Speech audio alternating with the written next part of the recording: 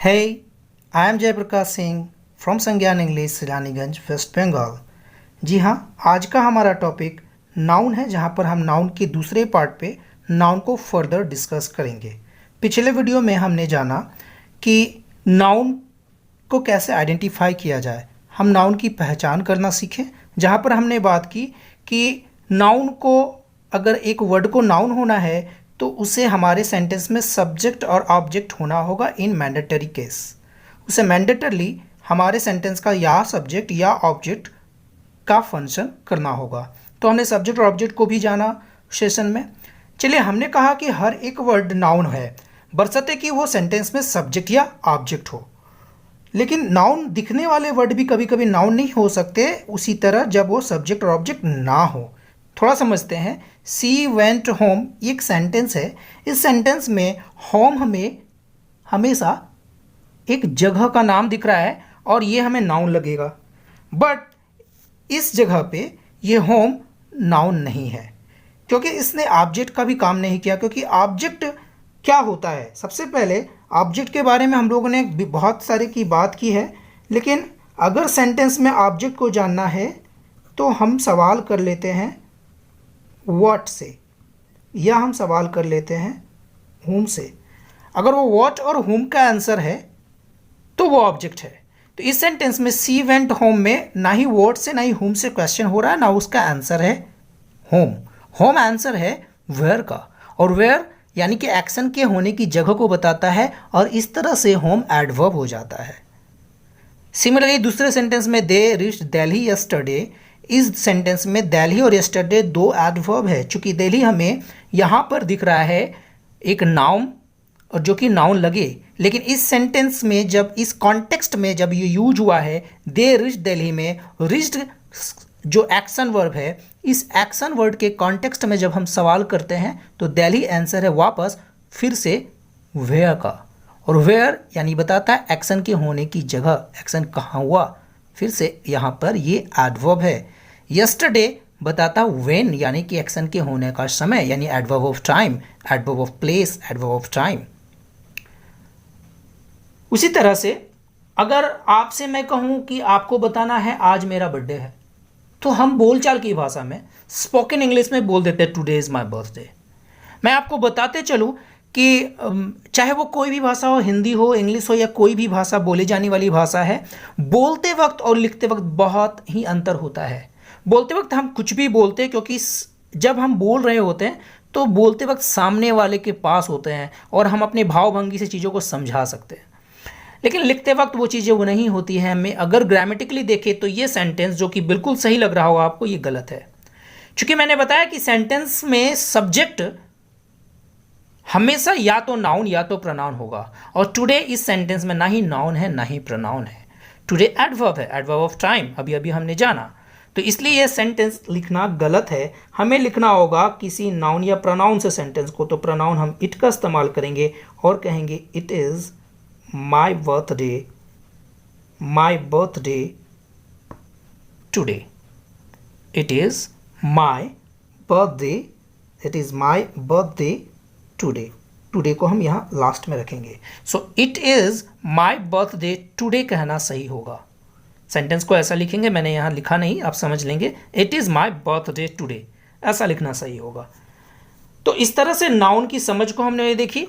हमने डिस्कस किया था कि हम अपने नाउन में जो सिलेबस है हमारे, वो हम क्या क्या पढ़ेंगे। तो हमने बात की थी हम काइंड्स पढ़ेंगे, तो उनमें से चलिए आज शुरू कर लेते हैं काइंड्स को।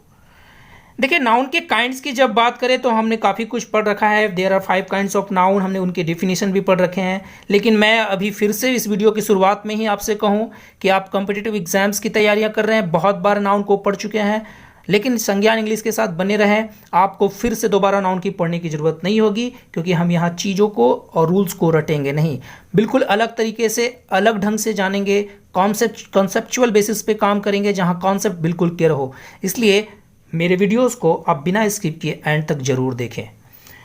देखिए, काइंड्स में हम अगर पहले इसे कैटेगराइज कर लेते हैं दो कैटेगरी में, काउंटेबल, और जब एक काउंटेबल है तो दूसरा अनकाउंटेबल है, बिल्कुल सही। सो काउंटेबल और अनकाउंटेबल में अगर हम इसे कैटेगराइज कर ले तो पहले समझ लेते हैं काउंटेबल नाउन क्या है, जो गिने जा सकते हैं, अनकाउंटेबल जो गिने नहीं जा सके। तो गिने जो जाते हैं वो एक भी हो सकते हैं और एक से अधिक भी हो सकते हैं, यानी कि काउंटेबल नाउन की टेंडेंसी सिंगुलर और प्लूरल दोनों की होती है। वो सिंगुलर भी हो सकते हैं, वो प्लूरल भी हो सकते हैं। अनकाउंटेबल नाउन सिंगुलर और प्लूरल नहीं हो सकता। काफ़ी बार हमें पढ़ाया जाता है कि अनकाउंटेबल नाउन सिंगुलर हमेशा होते हैं, प्लूरल नहीं होते हैं। अगर जो सिंगुलर होगा वो तो प्लूरल होगा ना, जो एक है वो उसका अनेक तो हो ही सकता है। तो ये इनका कोई नंबर होता ही नहीं है, ना ये सिंगुलर होते हैं ना ही ये प्लूरल होते हैं। अब इनको फर्दर कैटेगराइज अगर करें तो काउंटेबल में हमें 3 कैटेगरी मिलती है, कॉमन, प्रॉपर, कलेक्टिव, और अनकाउंटेबल पे मिलती है एब्स्ट्रैक्ट और मटेरियल के रूप में 2 कैटेगरी। अभी तक तो ठीक था कि काउंटेबल, अनकाउंटेबल, एक काउंटेबल जो गिना जा सकता है, अनकाउंटेबल जो गिना नहीं जा सकता, अनकाउंटेबल की कोई नंबर नहीं होती है। हम पहले अनकाउंटेबल से ही चीज़ों को समझना शुरू करें तो ये गिना नहीं जा सकता था समझ में आता, लेकिन अब इस पर 2 कैटेगरी हो गई, एक हो गया मटेरियल, एक हो गया एब्स्ट्रैक्ट। तो ये कैसे है इनको भी हम समझेंगे और इन तीनों के बारे में भी डिस्कस करेंगे। तो पहले मटेरियल एब्स्ट्रैक्ट को समझते हैं थोड़ा सा। देखिए, मटेरियल नाउन वो नाउन है, नाम से समझ में आता है हमें। मैं फिर से बोल दूं कि इनके बिल्कुल common, proper, collective, abstract, material हर एक कैटेगरी को अलग अलग विशिष्ट ढंग से हम बिल्कुल डिफिनीशन आप जिस तरह से ट्रेडिशनली पढ़ते आए वो भी लिखेंगे, मैं अपने नए तरीक़ों से भी आपको बताऊंगा, और एग्जाम्स में इन अलग अलग कैटेगरीज से क्वेश्चंस कैसे होते आए हैं, बनते आए हैं और वो कैसे सॉल्व किए जाते हैं, इन पर भी हम जरूर जिक्र करेंगे। अभी हम यहाँ पर जान लेते हैं कि मटेरियल और एब्स्ट्रैक्ट नाउन को कैसे पहचाना जा सके। तो मटेरियल नाउन को पहचानने का तरीका है कि मटेरियल वो नाउन तब तक मटेरियल होगा जब तक हम उनसे कुछ बना रहे होंगे, वो रॉ होंगे। यहाँ रॉ कहने से मतलब क्या है, यहाँ रॉ से मतलब है कि जब वो कच्चा है, कच्चा, कच्ची, कुछ भी कह ले, मतलब ये है कि उनसे कुछ बन रही हो जब तक, तो वो मटेरियल कहलाएगा। और मटेरियल नाउन गिना नहीं जाता, अनकाउंटेबल है, तो किया जाता है, वो वे किया जाता है, वो मेजर किया जाता है, यानी वो जो है कि मापा और तोला जाता है। एब्स्ट्रैक्ट नाउन हमने पहले ही बात की थी, फेल्ट ओनली की कैटेगरी में हमने देखा था, सिर्फ एक एब्स्ट्रैक्ट नाउन होता है, यानी ये फील किए जाते हैं, ऐसा नाउन। कलेक्टिव वो नाउन होंगे जो कलेक्शन होते हैं सेम काइंड के। देखिए, सेम काइंड मैंने कहा है क्योंकि एक क्लास में इंजीनियर, डॉक्टर, सोल्जर सभी नहीं होंगे, तो एक क्लास में सिर्फ स्टूडेंट होंगे। वैसे आर्मी में सिर्फ सोल्जर होंगे। तो कलेक्शन एक काइंड के, सेम काइंड के कलेक्शन को ही हम कलेक्टिव नाउन कहेंगे। प्रॉपर नाउन और कॉमन नाउन को अगर समझ लेते हैं तो देखिए, ये तीनों के तीनों काउंटेबल कहला रहे हैं, लेकिन मैंने प्रॉपर के लिए यहाँ स्टार मार्क लगाया है इसीलिए क्योंकि कुछ ग्रामेटिशियन इन्हें काउंटेबल नहीं मानते हैं और कुछ काउंटेबल मानते हैं, कुछ कहते हैं कि ये काउंट किए जा सकते हैं। तो इसको मैं फर्दर जरूर डिस्कस करूंगा। पहले समझ लेते हैं, प्रॉपर का मतलब है पर्टिकुलर नेम। नाउन में किसी भी चीज का अगर वो पर्टिकुलर नेम है तो वो प्रॉपर नाउन है। और कॉमन नाउन हो गई किसी कम्युनिटी या किसी रेस का नाम।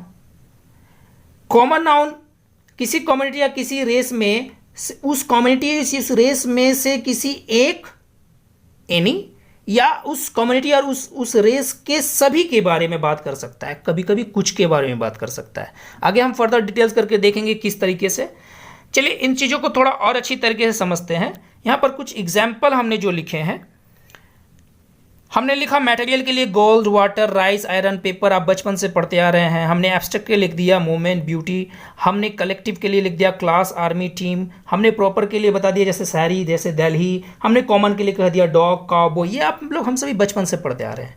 लेकिन अभी हम देखेंगे कि किस तरह से ये नाउन कॉन्टेक्स्ट में आकर के, जब हम उनका सेंटेंस में चुनाव करके यूज करते हैं तो कॉन्टेक्स्ट में आकर के एक नाउन दूसरे नाउन की तरफ कैसे बदल जाता है। मैं जो बताना चाह रहा हूं वो ये है कि कैसे कोई मटेरियल हमें लगने लगेगा कॉमन, जैसे अभी अभी मैंने बताया कि ग्रामेटिशियन प्रॉपर के नाउन पर बात, यहाँ पर एक दो भेद है, दो तरह की सोच है ग्रामेटिशियन की। एक तरफ ऐसी सोच है जहाँ पर इनको गिना नहीं जाता, ये माना जाता है, कुछ लोग कहते हैं इनको गिन भी सकते हैं। जैसे हम अगर बात कर ले कि कोई प्रॉपर नाम है, अगर वो राम है, अगर वो सचिन है, तो सचिन प्रॉपर है। लेकिन हो सकता है कि किसी गली मोहल्ले, किसी कस्बे पे या किसी सिटी पे या किसी देश में, फॉर एग्जाम्पल सचिन के नाम को ही हम ले लें, अगर सचिन के नाम पे तो वो सचिन बहुत सारे हैं, अगर होंगे तो उसको हम गिन भी सकते हैं, और जब वो गिना जाने लगा तब तो वो गिना जा सकता है। हमने कहा एक सचिन क्रिकेट खेल रहे हैं, तेंदुलकर साहब, एक सचिन पायलट जी हैं जो अपने दिखा रहे हैं ज्ञान, और एक तरफ और कोई सचिन है जो कहीं कहीं फुटबॉल खेल रहा होगा। हो सकता है हमारे मोहल्ले में ही 4 राम हैं, तो हम कह सकते कि 4 राम नाम के लड़के हैं। ये तर्क वितर्क की बात यहाँ पर ग्रामेटिशियनों के बीच है। चलिए मैं एक चीज आपको दिखाता हूं और इसे हम लोग अच्छी तरीके से समझते हैं। जिस बात को मैंने जिक्र किया है कि नाउन कॉन्टेक्स्ट में आकर के हम पहले से नहीं कह सकते वो कब और कैसे नाउन है। यस, इन उनके जो अपने अपने डेफिनेशन के आधार पर उनके जो एग्जाम्पल्स है वो अपनी जगह पे सही है, मगर हम ये नहीं कह सकते हैं बिना कॉन्टेक्स्ट के कि वो यही पर्टिकुलर नाउन ही की कैटेगरी में आएंगे। चलिए इस बात को आगे अच्छी तरीके से समझते हैं। जैसे हमने कहा मैंगो, अगर आपको हमने मैंगो, जैसे ही आपने मैंगो नाम सुना तो आपके दिमाग में आता है कि अगर ये किसी फ्रूट में से एक अलग नाम है तो फ्रूट को, अगर फ्रूट को कॉमन नाउन समझे तो उस फ्रूट में से एक विशेष मैंगो का नाम हो गया तो वो प्रॉपर नाउन भी कहलाएगा। इन जनरल मैंगो को हम कॉमन नाउन कहते हैं। जी हाँ, आप बिल्कुल सही हैं। आप अगर इसे कह रहे हैं कॉमन नाउन तो आप जरा भी गलत नहीं है। लेकिन मैंगो कॉमन नाउन के साथ साथ मटेरियल भी हो सकता है। यहां 2 गिवन सेंटेंस है जहां मैंने लिखा है there is mango on the plate, और दूसरा सेंटेंस मैंने लिखा there is a mango on the plate. दोनों में से कौन सा सेंटेंस सही लग रहा है आपको? आप कहेंगे कि कॉमन नाउन है तो इन्हें गिना जा सकता है, और गिना जा सकता है तो कॉमन नाउन के साथ हम आर्टिकल लगा सकते, वो एक भी हो सकता है। और मटेरियल नाउन की जो रूल्स आप पढ़ते आए हैं, रटते आ रहे हैं, उन रूलों के बारे में हम जिक्र जरूर करेंगे, उनको कॉन्सेप्चुअल बेसिस पे देखेंगे। मैं बार बार बात कर रहा हूं यहां पर एग्जाम्पल्स में। अगर मैंने कहा कि there is mango on the plate, तो प्लेट पे जो मैंगो रखा है वो मैंगो, तो ये मैंगो अगर प्लेट पे रखा है तो वो मैंगो तो ऐसा भी हो सकता है कि वो काट कर रखा गया जिससे जूस बनाएंगे, मैंगो जूस। अगर कॉन्टेक्स्ट आगे ना लिखा हो तो कहना उचित नहीं है। तो अगर ये सेंटेंस इसलिए आया है कि there is a mango on the plate, और प्लेट पे रखा हुआ जो मैंगो है उससे हम जूस बनाने वाले हैं, तो अभी अभी हमने जाना था कि अगर किसी नाउन, वो वर्ड, वो उससे अगर कुछ बन रहा है, हम उससे कुछ बनाते हैं, तो वो मटेरियल नाउन होता है। जैसे कि आप गोल्ड, वाटर, राइस, आयरन और पेपर का जिक्र करते हैं, उनसे जब कुछ बनता है, तो जब उनसे कुछ बन रहा है तो मटेरियल नाउन है। तो मैंगो से अगर हम मैंगो जूस बनाने जा रहे हैं तो मैंगो मटेरियल नाउन हो गया, और मटेरियल नाउन के पहले कोई आर्टिकल नहीं लगता, क्योंकि वो ना ही सिंगुलर होते हैं ना ही प्लूरल, तो उनके साथ ना ही अ लग सकता ना ही एन। द लग सकते किसी स्पेसिफिक केसेस में, उनका जिक्र हम जरूर करेंगे, लेकिन यहां पर आर्टिकल नहीं लगना भी ये सेंटेंस सही है। और दूसरा सेंटेंस, जब मैंगो हम कह रहे हैं there is a mango on the plate, तो यहां पर वो मैंगो एक मैंगो है, प्लेट पे रखा हुआ एक मैंगो, जो कि कॉमन नाउन है। और कॉमन नाउन को तो हम गिन सकते हैं, काउंटेबल की कैटेगरी में चले जाते हैं। याद कीजिए हमने काउंटेबल अनकाउंटेबल में बांट कर देखा था। अनकाउंटेबल में मटेरियल एब्स्ट्रैक्ट आते थे, अगर मटेरियल है तो अनकाउंटेबल है तो उसके साथ हम उसे सिंगुलर या प्लूरल मानेंगे नहीं, तो फिर कोई आर्टिकल, इंडेफिनिट आर्टिकल ए और एन तो लगेगा नहीं। वहीं दूसरी तरफ काउंटेबल की कैटेगरी में वो कॉमन अगर है तो फिर वो सिंगुलर भी हो सकता है, प्लूरल भी हो सकता है, तो एक भी हो सकता है, अगर अनेक हो सकता है तो अ लिखना भी सही है। तो जी हाँ, दोनों के दोनों सेंटेंस अपने अपने कॉन्टेक्स्ट में सही है। चलिए थोड़ा सा और समझते हैं। पेपर वर्ड अगर आपके दिमाग में आया तो आप बोलेंगे मटेरियल नाउन। कि सर पेपर से न्यूज़पेपर बनता है, कुछ बनता है, तो हमने अभी भी जिक्र किया है कि अगर कुछ बन रहा है उस चीज़ से तो वो मैटेरियल नाउन है। बिल्कुल सही समझ रहे हैं आप धीरे धीरे समझना शुरू कर चुके हैं। देख लेते हैं, हमने लिखा है newspaper is made of a paper. Option है a paper, the paper, paper, the papers और पेपर। कौन सा सही होगा? तो newspaper is made of a paper, the paper, paper, the papers और पेपर। तो अगर हमने बात की है कि newspaper is made of a paper, तो यहां पर जो पेपर है वो न्यूज़पेपर को बना रहा है, न्यूज़पेपर इससे बना है, तो यानी इससे न्यूज़पेपर बना है, तो यानी मैटेरियल नाउन है। तो मैटेरियल नाउन यानी कि कौन सी कैटेगरी याद कीजिए, काउंटेबल या uncountable? Yes, uncountable. Uncountable material, uncountable तो सिंगुलर ना ही प्लोरल, तो फिर से इंडेफिनिट आर्टिकल तो लगेंगे नहीं। यानी अ पेपर कहना तो ये गलत हो गया, यानी अ पेपर तो होगा नहीं। अब रहा बात कि हम उसे पेपर्स भी नहीं कर सकते, तब प्लोरल नहीं हो सकते। तो द पेपर्स हमने 2 बार लिख दिया है, एक द पेपर कर लेंगे, तो यानी कि द पेपर्स तो हो ही नहीं सकता। अब जो है कि पेपर्स भी हो नहीं सकता, तो बचा ये 2 कैटेगरी, या तो पेपर या तो द पेपर, पेपर या द पेपर। हमने कहा अ पेपर हो नहीं सकता, द पेपर्स हो नहीं सकता, अगर ये पेपर्स है तो पेपर्स हो नहीं सकता, तो बच गई पेपर या द पेपर, पेपर या द पेपर। तो पेपर या द पेपर में से अब द कब होगा? जब स्पेसिफिक केसेस में होगी। तो सेंटेंस को पढ़ लेते हैं, newspaper is made of a paper, तो न्यूज़पेपर पेपर का बना होता है। तो ये एक जनरल कॉन्टेक्स्ट है जहां पर जनरल सी बात हो रही है, क्योंकि किसी खास पेपर से बना ये तो नहीं कर रहे हैं कि न्यूज़पेपर उस पेपर से बनता है, वो वाले पेपर से बनता है, वही वाले पेपर से बनता है, खास की तो बात हो नहीं रही है। तो जनरल से कॉन्टेक्स्ट में ये वाला भी गलत हो जाएगा और पेपर सही होगा कि newspaper is made of paper, newspaper paper का बना होता है। आगे बात करते हैं और एक एग्जाम्पल के साथ समझते हैं। यहाँ हमने लिखा है डॉग। डॉग जो कि एक कॉमन नाउन होता है, और हमने डिस्कस कर रखा है कि कॉमन नाउन जो होता है अपनी पूरी कम्युनिटी में से किसी एक एनी का या सम या एवरी का बात कर सकता है। तो यहाँ इस एग्जाम्पल के साथ समझते हैं। I show a dog in the garden. इस एग्जाम्पल में जब मैंने कहा है कि आई सो अ डॉग, यहाँ पर जो अ डॉग है, ये अ डॉग हमें ये दर्शा रहा है कि मैंने उस डॉग की कम्युनिटी में से किसी एक डॉग को देखा, यानी किसी एक डॉग की बात हो रही है, वो एक कॉमन नाउन ही है, उस कम्युनिटी में से किसी एक यानी एनी का जिक्र हो रहा है। वहीं दूसरे एग्जाम्पल में जहाँ लिखा है, सेंटेंस रीड्स करता है a dog is a faithful animal.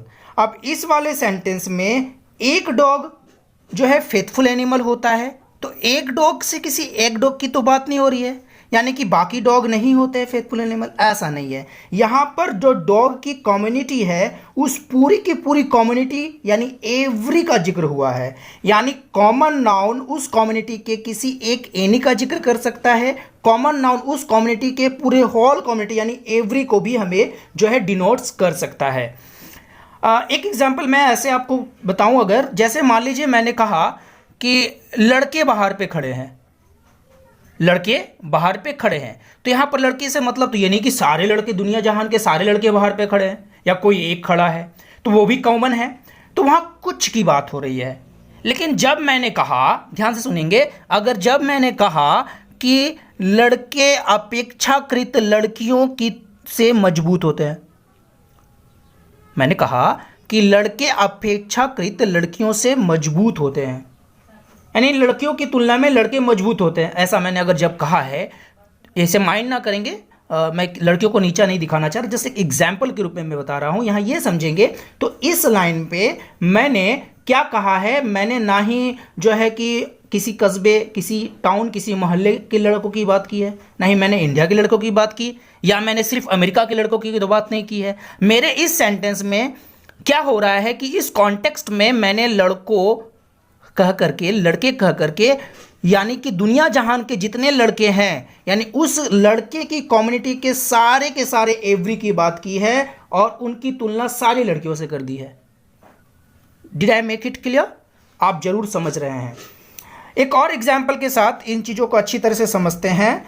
Beauty, beauty एक ऐसा वर्ड है जो कन्फ्यूजिंग वर्ड है, जो हमें कन्फ्यूज करता होता दिखता है।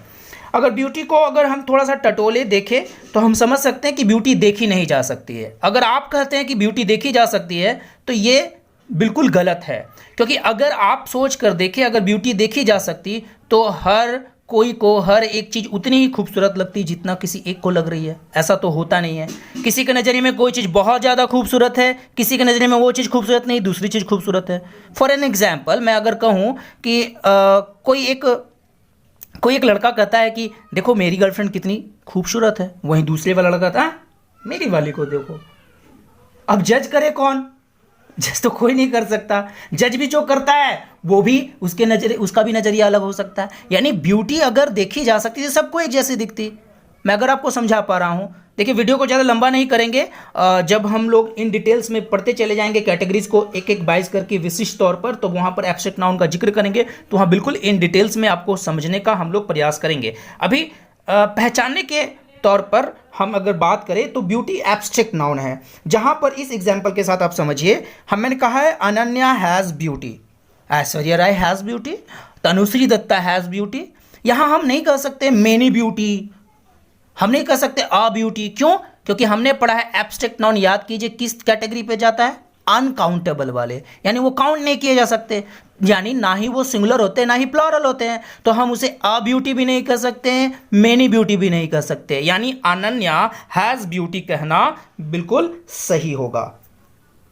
ठीक है। वहीं दूसरे वाला सेंटेंस जो रीड्स करता है, I saw two beauties at the bus stop yesterday, 2 days before, कुछ भी हो, मैं गया था, मैंने 2 ब्यूटीज को देखा। इस वाले कॉन्टेक्स्ट में यहां पर जो ब्यूटीज वर्ड यूज हुआ है, ये वो ब्यूटी नहीं है जिस ब्यूटी को हम सिर्फ फील करते हैं और वो एब्स्ट्रैक्ट नाउन होता है। यहां ये ब्यूटीज वो ब्यूटीज है जो एक कॉमन नाउन के रूप में मुझे दिख रही है, 2 सुंदरियां। ठीक, समझ में आ रहा है आपको? तो यहां हमने क्या किया है कि एब्स्ट्रैक्ट नाउन को भी गिन लिया। इस पेपर वाले एग्जाम्पल में हमने मटेरियल नाउन को भी गिन लिया। हमने देखा कि किस तरह से प्रॉपर नाउन भी 1 2 4 हो सकता है, उसे हम गिन सकते हैं।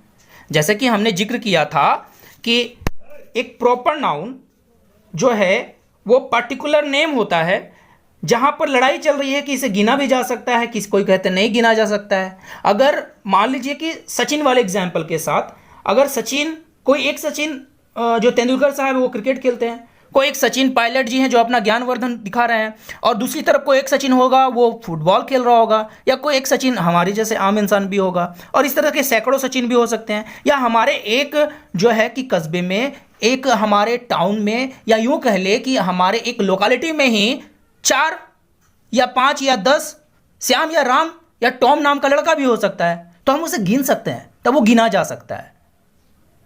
तो आप कहेंगे सर आप तो सबको गिन ले रहे हैं, तो फिर ये अनकाउंटेबल वाली कैटेगरी को हटा ही दिया जाए, ऐसा होगा ही नहीं, सभी सारे के सारे काउंटेबल हो गए। जी नहीं, ये नहीं है। बात को समझेंगे। बात ये है कि जितने भी कैटेगरीज हैं और वो अपने डिफिनीशन के आधार पर अपने जो विशिष्ट डिफिनीशन रखते हैं, उनके जगह पे वो बिल्कुल सही है।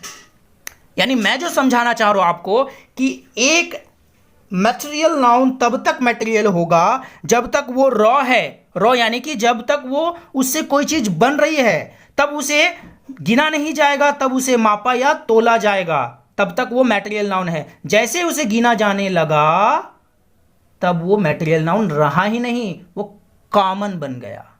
वैसे ही एक एब्स्ट्रैक्ट नाउन तब तक एब्स्ट्रैक्ट नाउन है जब उसे हम सिर्फ फील कर सके, जैसे कि ब्यूटी। और वही ब्यूटी वाले एग्जाम्पल से जहां हमने कह दिया कि आई सो 4 ब्यूटीज 2 ब्यूटीज, तो हाँ हमने उसे जैसे गिनना शुरू कर दिया तब वो ब्यूटी अपने एब्स्ट्रैक्ट नाउन की जो विशेषता उसे खो देती है। वो एब्स्ट्रैक्ट नाउन उस कॉन्टेक्स्ट में रहा ही नहीं, वो कॉमन नाउन हो गया। सिमिलरली जो है कि प्रॉपर नाउन भी जब गिना जा रहा है तब वो कॉमन नाउन हो जा रहा है। देखिए कलेक्टिव नाउन में थोड़ी सी कंफ्यूजन रहती है, कलेक्टिव और जो है कि कॉमन वाले में। जब मैं बॉय कहता हूं तो आपको लगता है कि सिंगुलर, बॉयज का प्लोरल, तो बॉयज लगने लगता है कि कलेक्शन है। जी नहीं, कलेक्शन नहीं है। यहां समझेंगे कलेक्टिव नाउन के कुछ ट्रेट्स ये है कि कलेक्शन ऑफ सेम काइंड जब हमने उसे कहा है तो कलेक्टिव नाउन सिंगुलर प्लोरल दोनों हो सकते हैं क्योंकि वो काउंटेबल है। तो जब सिंगुलर होंगे तब भी वो जो है कलेक्टिव ही नाउन यानी किसी कलेक्शन को ही शो करेंगे, और वो जब प्लोरल होंगे तब भी वो किसी कलेक्शन को ही शो करेंगे। फॉर एग्जाम्पल अगर मैंने कहा टीम तो भी वो एक कलेक्शन को दिखा रहा है। समझ लीजिए अगर क्रिकेट टीम है तो क्रिकेट टीम में 11 खिलाड़ियों का कलेक्शन बता रहा है। अगर मैंने कहा 4 टीम्स, 5 टीम्स या टीम्स, तो हो सकता है कि वो 11 कलेक्शन का ऐसे ही और भी 4-5 कलेक्शन है, तो कहीं ना कहीं वो भी कलेक्शंस को ही दर्शा रहे हैं। तो कलेक्टिव नाउन सिंगुलर हो या प्लोरल दोनों ही कंडीशन में वो कलेक्शन को ही दिखाएंगे, लेकिन कॉमन नाउन सिंगुलर हो या प्लोरल किसी समय वो किसी कलेक्शन को नहीं दिखाएंगे। बॉय किसी कलेक्शन को तो दिखा ही नहीं सकता एक अकेला, बॉयज एक से अधिक है लेकिन हम वहां संख्या से दिखा रहे प्लोरल, वो कोई कलेक्शन नहीं है। ये कंफ्यूजन आपका दूर हुआ। आशा करूंगा कि आप आज हमारा जो ये वीडियो का जो मकसद था कि हम किस तरह से अपने नाउन की कैटेगरीज को पहचानना सीखें, उनके ट्रेड्स को समझें, वो आप जरूर समझे होंगे। अगर आप हमारे चैनल पर नए हैं तो इसे प्लीज़ सब्सक्राइब करें और सामने वाले बेल बटन को दबाएं ताकि आपको नोटिफिकेशन मिलती रहे इस तरह के वीडियोस की। और हम यूं ही जिस तरह से हमारा कारवां चल रहा है बिल्कुल बेसिक्स टू एडवांस की और ऐसे ही चलता रहेगा। वीडियो को देखने के लिए बहुत बहुत धन्यवाद और अगले आने वाले वीडियो तक के लिए take care, study hard, good bye.